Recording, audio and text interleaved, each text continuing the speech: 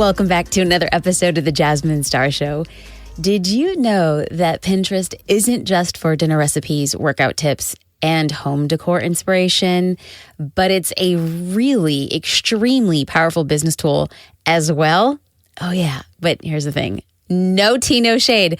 I use it for wannabe dinner recipes. I use it for workout tips, and I use it for home inspiration, but I also use it for business. But really, I really want to drive home the point is making sure that we all understand and we all acknowledge that Pinterest is on the most popular and most powerful search engines on the web, and the chances are your dream customer, they're using it. That's why I invited my guest today, Kate Auld, to come on the podcast and break down what Pinterest is all about and how you can leverage it for your business. The founder of Simple Pin Media, Kate has been helping business owners discover, learn, and master Pinterest. And not just Pinterest, but specifically Pinterest marketing for your business. And she's done it over 7 years. Now, the part of the thing that I really love about Kate is that she's great at combining data from working with a ton of clients, education from Pinterest, and her knowledge of the platform. Because what she wants us to do is expand the reach of your business and my business using Pinterest. And I know you're going to want to take notes because when you hear her credible insights today, y'all, your mind is going to be blown. Without further ado, let's get pinning and listen to this interview. Okay, so if you've ridden around the block with me, you will know that part of the protocol, part of like the many fiery hoops that we have when we bring guests onto the podcast is if I know them personally. So just imagine my surprise and delight that for the first time ever, there's going to be somebody on the podcast who I haven't spoken to, met, or know prior to the podcast, which would probably kind of perk your ears up a little bit. And let me just tell you, the way that this conversation started was because we got a pitch to the podcast that is, let's just be real, it's unrivaled. Like I told our podcast producer, Christy, I was like, whoa, now I know how to pitch myself on a podcast. Friends, I am incredibly honored to, number one, have a conversation with a new, I'm sure to be friend around a topic that we haven't covered or really touched on the podcast all too much. But the pitch itself made me so excited, not just to be an interviewer, but to be a student. So I hope that I do you right by asking the ever amazing Kate from Simple Pin Media the right questions. So let's kind of give a framework before we bring Kate on to the show. It's like she's been helping business owners for over 7 years, and she combines data. Y'all know me. I love me some data and numbers. So she combines data, working with clients, her education from Pinterest, and then knowledge of the platform to help people expand the reach of their business using Pinterest. And if you're like me and you kind of sort of use Pinterest, but you really want to learn how to up level, I am so hopeful and excited and very, very, very I wasn't going to say anticipatory. I'm anticipatorying this great conversation with Kate. Kate, thank you and welcome to the show. Well, thanks so much for having me. Thanks for seeing my pitch that way. I was so nervous to send it. I felt like the biggest dork too. I was like, I'm sure she gets 1 million of these, but I'm just going to go with it and see what happens. We do get a ton of pitches, and just the nature of how it unfolded, I have to just say, so for listeners, Kate came in, she did her homework, then she just explained what the podcast would be about, frameworked it for Jasmine Star Show listeners, and then said, this is going to be the direct value add. And so who am I to be like, brilliant person, really talking about building a business, carved out a perfect pitch. And I'm like, all right, let's get this party started. So in order for you and me to get to know each other the quickest, and for our listeners, can we start off with a little bit of game? It is just a true or false game so we can hit the ground running. You bet. Let's go. Okay. True or false? You need to pin other creators' content to be successful on Pinterest. False. True or false? It's okay to use Pinterest templates to create your pins. True. A drop in traffic means you're marked as spam. False. True or false? You need to join group boards to be successful on Pinterest. False. You should delete underperforming pins on Pinterest to improve your performance. False. Scheduling tools can hurt your performance on Pinterest. False. Last one. Every business owner should use Pinterest for their business. Absolutely true. Okay, so that leads us to the first question. Why? Tell us why. Give us your big pitch on why we should be using Pinterest. You bet. One of the things is that Pinterest is a search and discovery platform. It's like Google. So people use it to go there for ideas and dreams and plans. And they go there with this mindset of like, how can I be served? They're in a different world. So Instagram users go there because they want to follow people. They want to get caught up in people's lives. When they go to Pinterest, they're like, give me all the things that make me awesome. And so business owners have to use it as one part of their marketing, but it's different, right? So if you're into SEO, you're into Google, you should be using Pinterest because those people are searching over there, but they want a pretty picture. They don't want just text. So very often on the inside of Social Creator, we clearly define the way that we're creating marketing strategies because you have the stumble upon marketing strategy and then you have the search based marketing strategy. Stumble upon are great for social platforms like Facebook, LinkedIn, Instagram, because they're stumbling upon your content unexpected to learn something great or see something entertaining or empowering. But when somebody's using Google, when somebody's using Pinterest, it's search based intent. They're going to look for, quite honestly, the thing that your business provides. So having said that, I'm sounding like I'm a professional, but I'm like, no, I really want to pick Kate's brain here because I'm saying like, we know this, we know what to do, but I don't know if I'm actually doing it to the best ability. So what is a strategy you recommend for the average? I'm very average. So I don't have like a massive team. So the average business owner, how should we be using Pinterest? Should we be repurposing blog post and our social media post or create content native to the platform?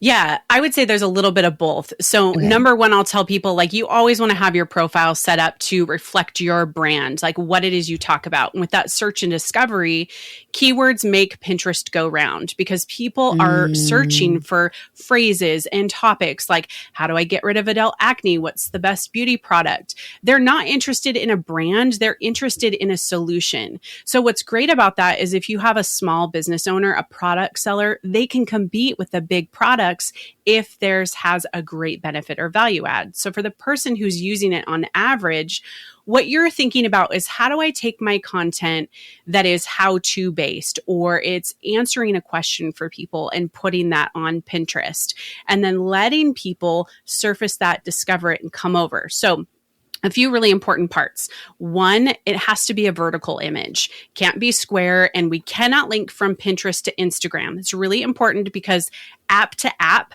super clunky. You're going to lose people. So if you do have a home base of a website, we always recommend you send people there. Don't send them all around to YouTube, Facebook, all that kind of stuff. So don't take a picture you have on Instagram that doesn't have any text. Use an image on Pinterest that's vertical, has text. Now, here's where you can repurpose some of your Instagram content. You can take your reels, you can take your quick, short story videos, and you can repurpose them over onto Pinterest, but they can't be about you. That's really, really important as you think about it, is Pinterest users are interested in your solution, not your day. And so if repurposing your content includes your solution, use it all day long over there. Just don't talk about yourself too much. Okay, so this is fascinating because I hear two things. So you want to send people back to your website, specifically a blog. Do I understand that correctly? Yeah, correct. So then are you saying for us to repurpose our reels to a blog post and then link and then that's where we're deriving that pin back is to the blog? Yep. So so I will say this too. So you caught this interview at an interesting time because Pinterest is kind of reiterating itself. Before there was just standard pins or videos. Those were really the only two ways you could put your content onto Pinterest. Well, now they want to play the game of the short form video. So they've added what they call idea pins. This is really where we're going to take and repurpose these reels into idea pins, and they live forever. There's no 24-hour time limit or anything like that. Simple. They call them cards. And so you can take your reel and you can turn it into an idea pin. An interesting thing is they don't link yet. There's no swipe up feature, anything like that. So people come to your profile at the end. So the call to action is really increase followers, which haven't been important before, but now they are. So with these idea pins, you repurpose them. They go to your profile, click on your link, and come to your website. And then now they're all the things, right, to choose from. But it's a little bit different. So that's why I want to stress there's a new iteration of Pinterest coming Ooh, that look at wants us. to We're keep getting the people. tea. We're getting the tea. Okay, but like break this down for me simply. If there's a person with a reel, are they downloading the reel from Instagram and uploading it to Pinterest as an idea, or can they link back to Instagram and then it just actually doesn't link to Instagram? It doesn't link to anything. It doesn't link to Instagram. So our workflow is, let's say I record our reel and we have just the raw video too. We even strip down, like we don't add any of the extra stuff. So I've got my main video. I can go to Pinterest, I can upload it, and I can use some of their tools over there to add a little bit of text or anything like that. And I create this story pin. There are some people who don't strip any of the things from Instagram, and they can also upload it to Pinterest as well. But the problem we see people do is they kind of don't frame it into how to or benefits of. It's kind of, again, just a story about someone's life. So that's why we upload it again to Pinterest. We add that reel. And then at the end, Pinterest adds a card all on its own that says, follow this person. Go visit their profile for more information. And so that's how they're repurposing reels, taking it off of Instagram, just putting it onto Pinterest, making sure it's the right content. And then they follow you on Pinterest and visit your website. Okay, I'm freaking blown away right now. So when you download a reel, the Instagram logo will appear very similar to when you download it from TikTok. Yeah. But I hear you say that you're creating essentially like a TikTok /reel /Pinterest story or idea pin. What are we calling them? Idea. So each of these videos are going to be uploaded so they appear native to that platform. Yep. And okay. Oh. So now you get to stretch out, right? So now, like, when you're doing the reels about like how to get more engagement on Instagram or how to get people to comment, you can take and pull that over to Instagram, and you haven't recreated anything new. You're just actually putting it on a totally new platform, but somebody's already searching on Pinterest. How do I use Instagram marketing? How do I grow?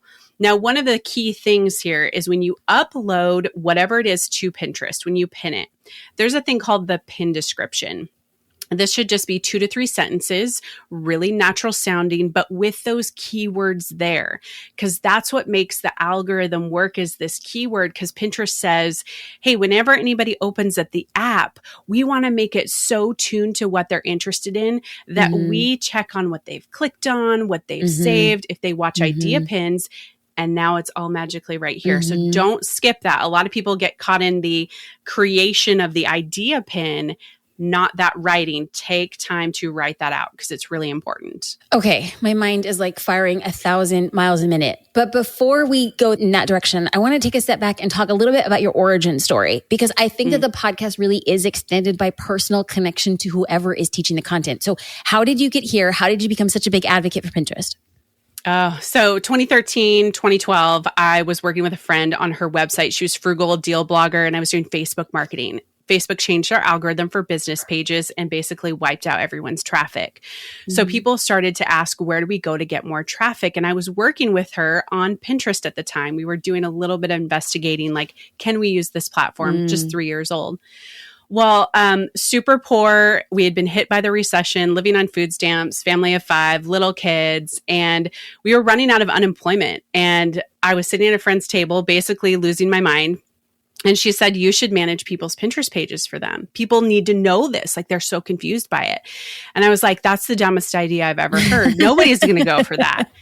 And she was like, you don't have any money. You need to do whatever you can to bust it to make some money. Ooh, and I was like, that's a good friend. That's a good friend. That's a real good friend. She was right. And I was like, well, I guess she's got a point. So I dove deep into everything Pinterest at the time, which was not a lot, and thought, okay, can I really manage people's accounts? So I bought Simple Pin Media in January of 2014, set up a super ugly website, and asked 3 people to be my beta clients. And I said, tell me everything I'm doing wrong. Tell me everything I'm doing right. And then if this fails after 3 months, we just won't talk about it again. And after 3 months, they were like, this is amazing. I'm getting so much traffic from Pinterest. I'm telling my friends. And so they told other people, and pretty soon 3 clients turned into 5, 6, 8. And then all of a sudden I had a full-fledged business on my hands. And my daughter actually came down with type 1 diabetes. I was suddenly in the hospital, and I'm like, I need a number 2. Like I need like an emergency person. So I hired my friend and realized I love team building. I love leadership. I love investing in people. And I thought, well, what if I could give other women jobs, especially locally? I live in the Portland area. So maybe we could do this. And almost 8 years later, I have, I don't know, over 120 clients and almost 40 team members. And I get to have my dream job. So yeah, that's the origin. Incredible. Okay, so as I was preparing for this conversation, I'd like to leave a couple things that are unknown, because what I don't want to do is like have listeners be like, well, Jasmine planted every single one of these questions. Like, so somebody's listening and we're going to dive in way more into like tactical things. Now, for those who are unfamiliar, of course you'd be unfamiliar because you were not on the beginning part of this call. Every time I bring somebody onto the podcast, my goal has always been, I want somebody to end every episode and have at least one tactical thing that they could do. So please know that that's our intention. Although we've already, I think everything that Kate has really dove into, we have stuff to do. If nothing else, it would be to strip your reel. And you could take it to a website called Musically Down, musicallydown.com. You will link the reel and then it'll export as an MP4 without the TikTok or the Instagram logo. You could then upload that to Pinterest.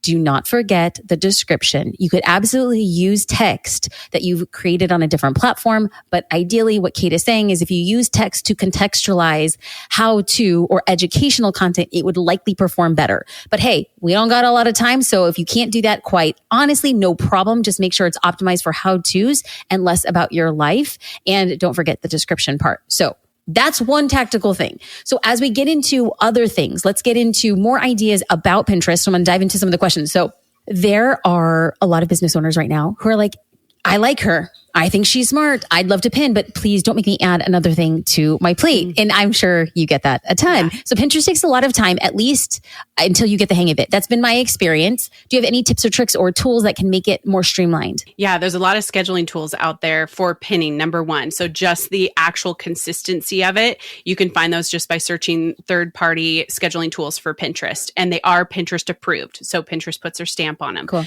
So that's number one. Number two, templates. We talked about that in the beginning. Getting any type of Pinterest template through Canva can make it so fast and quick and easy, because that is really what slows people down, is creating images, because you can do a lot in your phone on Instagram, but on Pinterest, you need a different type of image. So that's probably number two. And number three, once you get the hang of it and you're consistent with putting your content onto Pinterest and you can repurpose your reels. Also, here's another thing. You really only need to do one idea pin per week. You don't need to do a ton like you would on Instagram and doing more than that. So actually, we find that people spend more hours on Instagram with the engagement piece, which Pinterest doesn't have. There's no comments. In fact, people kind of think it's a little creepy. Like it's becoming a little bit more, but their mindset really is don't talk to me. Like I'm in my introvert platform. I don't want to talk to you. So the pressure to comment back is a little bit less than anywhere else. I think a lot less. Oh, 100%. I love Pinterest because it's quiet. Like I'm not caught up in the conversation. I just go there. So I would say aim to do 2 to 3 hours a week. And that is really after you get your system. The first system to start with would be you need to make sure your profile is branded and reflects who you are. If I go to your Pinterest profile, I want to know what you do right away. It's not that hard. Go through the settings, name, description, website, you're good to go. And then your boards should be set up to, again, reflect what you talk about. Don't make them cutesy names. Make them really solid, really strong keyword names like best beauty products or vegan beauty products or something like that. And then after that, when it gets into the consistency, you really need to only have about 3 to 5 pins per day going to the platform. And those third-party scheduling tools make that mapping out where you could do a whole month in a sitting if you really need to. Now, when you do that, though, one of the things before you use Pinterest, open up your app and just use it for an hour. Become a user so you can understand what you like and don't like so you don't do the thing you don't like. So if you've never used Pinterest or if you don't like it, that's my first thing to you. Spend 1 hour in the app just messing around with it and see what you like. after that, you can get into that 2 to 3 hours a week, touching base. And then once a month, your data. We talked about that at the beginning. Really touch on your data and looking at what are people saving? What are people clicking on? What is the thing that's getting the most engagement, and replicate that. You'll soon find themes too as well. Here's the last thing I'll say. One of the great things about Pinterest is that when a pin gets picked up in search and it becomes things that when somebody searches something, it rises to the top because it's been clicked on or saved. Pinterest sees that like Google, right? The top rankings. Yeah. This can bring you traffic for years. And that's the benefit too, is that something I wrote in 2017 about how to clean up Pinterest boards brings me 1,000 sessions a month from Pinterest, where I get to capture their email address and talk with them. I don't do a thing with it. So once you get it going, so I'll tell people to as well, invest about 6 months. It's not going to feel good. Instagram feels good. We have all these markers and comments and engagement. Pinterest doesn't have that. So think of it as you really are planting seeds, tending a garden in hopes of seeing that later. So it's just go into it with a different mindset, and then your time productivity changes because of that mindset. We could just drop the mic. If you weren't using this to a nice podcasting mic, I'd be like, just drop it, Kate. Like, there it is. Right, exactly. Okay, so I have to kind of just insert a little bit of like a personal co-signing. So my husband and I, we bought a fixer-upper, and everything has been on the back of Pinterest. So we're talking about products that we're finding. We're talking about service-based professionals that we're providing, consulting that we're getting. Even if somebody provides a service and they're not in Newport Beach, we could still reach out to them for consulting or advice. So that leads me to another question. We know that product-based businesses going to be great. Bloggers, things of that nature. But what about somebody who provides a business? Like we have accountants or dentists that listen to this. Are there certain industries that you're like, probably a different platform would be better for you? I would say chiropractor, dentist, anything that's more local focused that doesn't have a component that you could connect with people online. Like you're really never going to do that, with the exception of if you are like a restaurant owner, you can talk about things in your city. Now, this is an interesting backdoor. So a lot of people travel, and what they do before they travel is they look for places to eat, those types of local. You want to be those lists, because then what happens is if somebody's now in like New York, they're like, I'm going to pull up my Pinterest board because I saved all this stuff. And so that's where local can come into play. If you don't have a blog or anything for your business, try to figure out people who are local tourism people. They're going to talk about, places to visit. Try to get on their list too, but do make sure you have a Pinterest profile too. Maybe you're talking about local food to your area. We've seen a lot of national parks use it, because then people will, plan out that trip as well. But when it comes to like a local service provider, if you're just like a nail technician, but you're not selling your nails online, that might be a little tougher. Okay. So this is actually really good, but I also don't want to underestimate coming from, I was a photographer before anybody considered me a photographer. I will remain a photographer for the duration of my life. I have seen photographers use Pinterest probably like in the best in the industry. Like these photographers are creating boards because anything that as a service provider that you could travel to, or that you have itemized in some sort of like online capacity. Like if you're a photographer who's teaching something and somebody could buy, great platform. If you're a photographer who could travel to a client, then by all means, Pinterest is going to be amazing resources for warm leads. Okay, so what are the 4 types of Pinterest pins, and how can small business owners utilize them? Yeah, that's a great question. Static pins, that's just a regular pin. Then you can do a video hold on, pin. let's speak to it. Like speak like I'm 5. When you say that's just a regular pin. Okay, good. Okay, I'll go back there. Okay, Pinterest has a pin. This is the thing that they've had forever. It's kind of like their signature mark. It's what you see when you open up the app right away. It's a vertical image. You click on it and it leads to a website. That's what we call like a static or regular pin. It's like your standard foundation. Then we have a video pin. A video pin should be less than 2 minutes, very poppy. It's like a teaser. You don't want long form video on Pinterest because they're not used to it. they're not ready to stick around. So that can be square, or it can even be vertical. You can make it tall, but the same thing, it links to go to a website or another location. Then we have idea pins, which is what we were talking about before. Those are going to be at the very top of Pinterest. They don't go anywhere. They just tell a very simple story. Now, these are great, I want to say, for people who maybe they don't have a blog or they don't have any content, but they have ideas. And they're like, well, I know the 5 steps as to how to pick the best photographer, or what questions to ask your photographer before your wedding. It's like micro content inside Pinterest. And then the last they have are, well, there's actually technically 5. I'm sorry, Kate, what do we call number 3 again?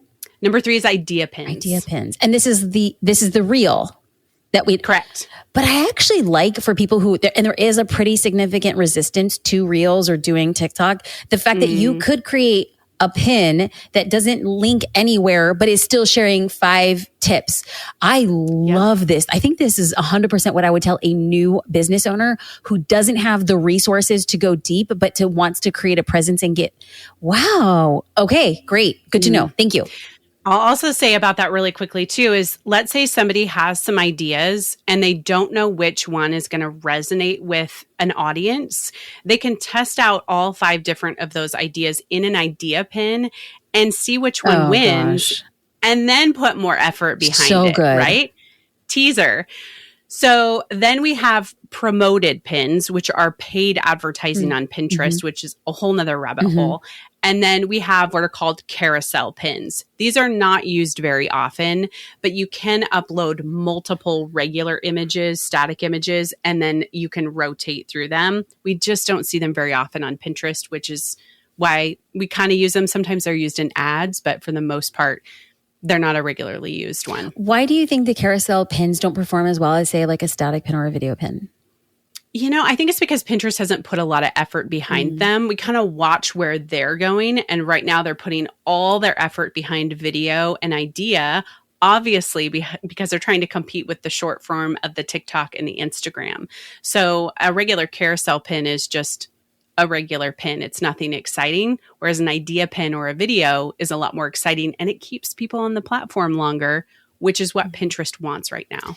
So if somebody really wanted to grow and wanted to get gasoline on that fire, is there a certain amount of money that you would say to test with when it comes to creating an ad for Pinterest? Yeah, definitely. We recommend anywhere between $12 to $15 a day, with the caveat that Pinterest ads take a long time to optimize. They take about 2, maybe even 3 weeks. So you're kind of spending money without knowing if they're working. Whereas a Facebook ad or Instagram, it's like, within the first 3 or 4 hours if it's actually working.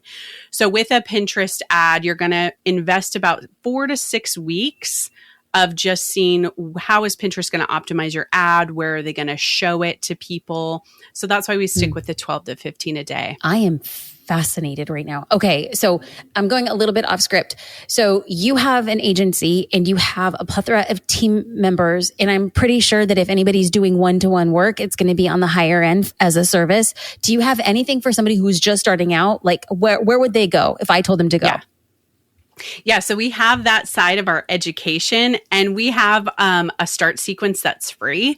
So if you did simplepinmedia.com/start, that's where you get started. We'll make sure and link that in the show notes too. Perfect. So we have our Simple Pin Collective, where we help, it's a membership where we help people and coach them through, because we found the course model really wasn't a good way to teach, because Pinterest changes all the time. Good call. Yep. So we have that. And then we have the Ad Society, which is our membership for ads. So people who are like, I got the organic down, I just want to deep dive into ads. We have that there too. Wow. So you segmented out the membership. I did. Yeah. So interesting. Now, it's been super helpful too. And I'm going to geek out just business owner to business owner. Yeah. Are they the same price for the memberships? No, the ads are actually cheaper at $47 a month, and the collective is more expensive at $97 a month. But that's because the collective is like 1 million videos and then coaching and so much more robust because people's questions about organic Pinterest marketing are super wide. Whereas when we get to the questions about Pinterest ads, we can go deep on like a certain type of ad we know performs well. We can do hot seats and we can do coaching and some education, but it's a lot of testing. So we didn't need a course as in detail over there. We just needed the foundational element. They need more like hand holding, a forum, a communal, but yeah, we separated it out and it's been just the best for us to teaching because we want to get people the right information in the right way. We don't want our organic students to hear about ads and be like, this is so overwhelming. Right. We don't want anyone to be overwhelmed. That's intriguing. I'm fascinated with this. And I feel like I want to geek out about business stuff. But speaking of analytics, like we're talking about organic and maybe we see that something is performing really well organically. Let's say in the future, we want to turn it to an ad. Like, what do I need to look for when it comes to Pinterest analytics? Yeah. So Pinterest analytics have actually gotten better. So there's 3 places we go to look. One is Pinterest analytics. So you get that with a business account. And what you're going to look for is what are people clicking on and what are people saving. But the click means they're actually taking an action and coming to your website already. So then where they're going, how are you converting them? What's the reason, right? So then if it is to grow your email list, then I can put money behind this pin. And the great part about that is this organic pin that was there. If you put money behind it, it still stays there. It's not like it goes away like a Facebook or Instagram ad. You don't turn it on and off. It just always lives there. So that means you get organic traffic and then a boost from promoted pins and then organic. So that's really what you want to look for is what are people clicking on? Now, the second place is if you have Google Analytics and you can see which pin is driving traffic to your website, that's an even better picture because you obviously have hit on something that's coming up high in search on Pinterest. So how can you continue the relationship and provide them something that's going to be so helpful to them that they are going to join your community and then purchase? One really interesting thing about pinners is we like to call them like tire kickers. Like they will gather a ton of information before they make a decision. Like they just want to like feel it out and, see if it's right. So this can be 6 to 8 months before they make a decision. So that's also really important to think about your buyer's journey is that if it's a lamp or if it's something along those lines, like for your house, you want a whole board of lamps before you make a decision because you want to see your options. Then you're going to buy. So thinking about that with your promoted pin too, especially the holidays, we're going into the highest traffic time on Pinterest right now. And so if you know that you sell something more this time, then you want to be thinking about how to get that onto Pinterest now so that you get into people's boards, they're saving it, and then they're clicking later to come purchase your product. Ugh, I just want to crawl through the internet and hug you because I love this trash. Because I think about consumer behavior. I actually, anytime I have a conversation with somebody on the podcast or I have a conversation about business in and of itself, I compare it to human behavior. I could care less about pontificating about how we think people will behave. And I think to myself, adopted our baby girl in February 2020, and it was going into Easter that I felt like all this pressure as a new mom. I'm like, this is her first Easter basket. Like I need to make it the most epic Easter basket of all times. And so I go to Pinterest and start doing what you had just said, the proverbial lamp board that had a bunch of lamps. I put so many things on this Pinterest board and then decided what would go in that basket. Human behavior dictates our behavior as business owners. I absolutely stinking love this so much. Okay. So I know you had mentioned over time, you should be dedicating around 2 to 3 hours a week. But you're also being in as an active user to avoid things that you don't want to see or do. But how many times a week would you say somebody should be pinning? I would say if you could do per day, like if you can do 1 to 2 per day dripped out throughout the week and you can do it to different boards, you can pin stuff again. I would say that's going to be most important because Pinterest says we want you to be consistent, dripping out your content onto the platform. So I would never advise somebody to like pin once on Sunday, pin once on the next Sunday. You've got to use that scheduling tool, or you can go onto Pinterest yourself too. I forget. That's why I use a tool to have it scheduled out onto Pinterest to be consistent that way. Because they're basically saying to creators, We want your fresh content so we can serve our pinners so they can come back to your website. They want this loop. So you just need to feed the beast 1 or 2 times a day. Okay, this is really good. And so would you advise against somebody after this who's like, they have a come to Jesus moment and they're like, I can go and do 35 pins right now. Let me bang it out. You're saying just get those 35 pins, spread them out over the next couple of weeks so that it's 2 or 3 times a day using a scheduler. Correct. Okay. Because one of the things that Pinterest does is when I go onto someone's profile, I can see everything they've pinned chronologically. So if you pin the same thing 35 times in a row, that's all I'm going to see. So I want a little bit of variety. So pepper some different things, upload your idea pins. If you do have short form video, this is another thing. You can also take your 15-second video and you can just add that to Pinterest as a video. It doesn't have to be an idea pin. So there's a lot of different repurposing ways to keep consistent on the platform. And if you don't have a lot of content, don't worry about it. Just start and make sure that you're fueling the fire so that you can build on it later. But just be investing in it, and please use it.